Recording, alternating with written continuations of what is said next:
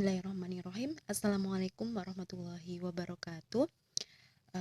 Sedikit saya mau menambahi untuk bahan UTS. Kemarin kita pernah membahas terkait dengan dua teori yang berkaitan dengan gerak tata surya. Yang pertama adalah geosentris, kemudian heliosentris. Geosentris di sini adalah pusat tata surya adalah bumi, sehingga bumi sebagai pusatnya, kemudian benda-benda langit yang lainnya itu mengelilingi seperti planet Merkurius, Venus, kemudian termasuk bumi juga. Siapa pencetusnya? Adalah Aristoteles dan Ptolemeus. Kemudian berselang pada abad berikutnya, teori tersebut dipatahkan dan muncul teori heliosentris yang menyatakan bahwa pusat tata surya itu adalah matahari, yang mana matahari itu sebagai pusatnya, kemudian benda-benda langit yang lainnya itu mengelilingi atau mengitari termasuk bumi. Siapa tokohnya? Adalah Nicholas Copernicus, kemudian yang dikembangkan oleh Galileo Galilei. Nah, kemudian kita juga akan membahas terkait dengan perihelion atau perihelium, kemudian aphelion atau aphelium.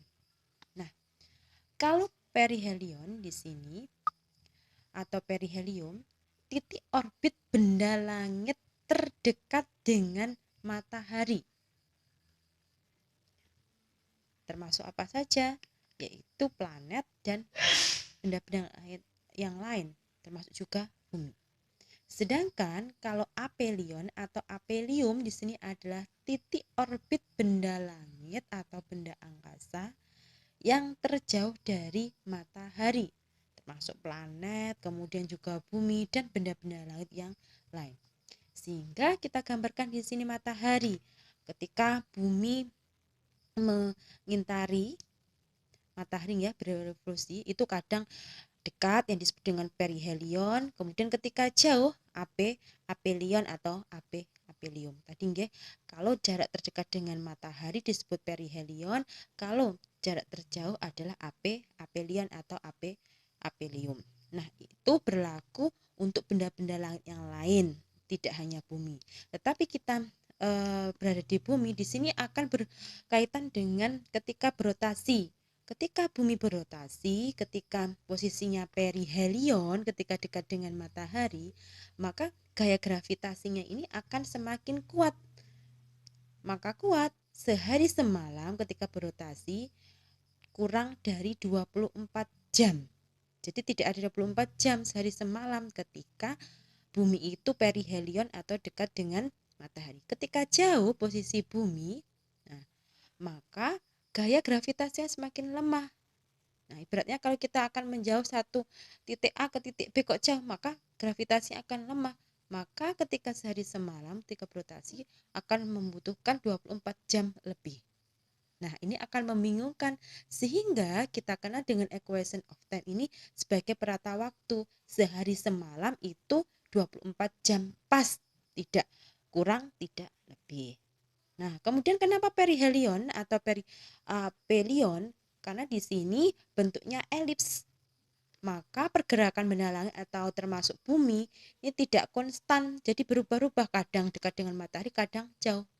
Karena bentuk orbitnya adalah elips, beda dengan cara lingkaran. Ini termasuk nanti terkait dengan teorinya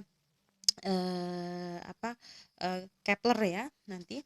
Kemudian kita akan mengenal ada asteroid, ada meteoroid, ada meteor, ada meteorit. Kalau asteroid di sini adalah benda-benda kecil ruang angkasa atau pecahan dari planet yang mana sudah membeku dan bertebaran antara planet Mars dan planet Jupiter. Nah, asteroid ini benda kecil yang bertebaran antara Mars dan Jupiter atau pecahan dari planet. Kemudian kalau meteoroid, meteoroid ini adalah pecahan atau batuan kecil, pecahan dari asteroid atau komet, seperti itu. Meteoroid di sini pecahan dari asteroid. Kemudian kalau meteor biasanya dikenal dengan hujan meteor seperti itu. Nanti McQuis atau ketika ada hujan meteor pasti ada yang menunggu. Nah, meteor di sini adalah meteoroid yang mana dekat dengan bumi, masuk atmosfer bumi, yang mana habis terbakar di atmosfernya, tidak masuk ke bumi, tidak sempat masuk ke bumi. Maka dengan cahaya tersebut disebut dengan meteor. Jadi rentetan cahaya yang mana meteoroid yang habis terbakar di atmosfer bumi maka disebut dengan meteor. Ada hujan meteor ya, macam-macam hujan meteornya. Nah, itu semacam rentetan cahaya, bukan bintang jatuh, tetapi yang kita kenal itu bintang jatuh seperti itu. Itu sebenarnya adalah meteoroid atau istilahnya batuan yang dekat dengan bumi, yang mana ketika bergesekan dengan bumi itu habis terbakar di atmosfer bumi sehingga terjadi rentetan cahaya. Kemudian kalau meteorit di sini adalah meteorit yang saking besarnya, maka ketika dekat dengan bumi, maka tidak habis terbakar di atmosfer bumi, maka jatuh ke bumi. Nah, batuan tersebut dinamakan meteorit, yang sudah jatuh ke bumi disebut meteorit. Kalau habis terbakar berarti meteor karena tidak jadi masuk ke bumi. Kalau sudah masuk ke bumi jadinya meteorit.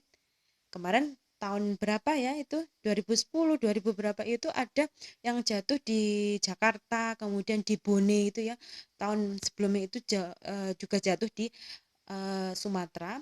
Mungkin nanti ada kesempatan jenengan bisa lihat di lapan itu diabadikan atau disimpan ya di sana. Nah, jadi harus dipahami ya, sehingga juga ada para ahli itu ketika ada meteoroid yang dekat dengan bumi menjadi apa istilahnya kekhawatiran, takutnya nanti istilahnya ada gesekan yang mana kalau jatuh ke bumi, kalau itu besar akan berdampak kepada bumi. Karena pada tahun sekitar 1882 kalau nggak salah ya di Tunguska, sehingga ada meteor yang jatuh ke bumi bisa membinasakan dari spesies dinosaurus, dan ada beberapa kejadian yang bisa merusak iklim pada saat itu. Sekilas itu saja, nanti saya tambah lagi. Oke, terima kasih.